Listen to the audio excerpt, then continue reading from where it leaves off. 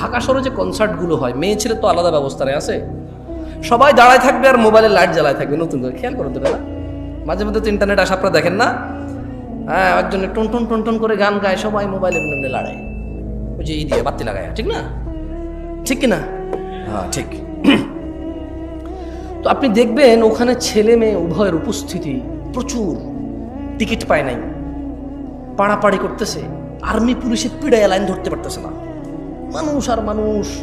খুব আফসোস করে বলো যে আমরা এসেছিলাম খুব শখ করে, ভেবেছিলাম পাবো, কিন্তু আসলে একটু লেট হয়ে গেছে, পাই নাই।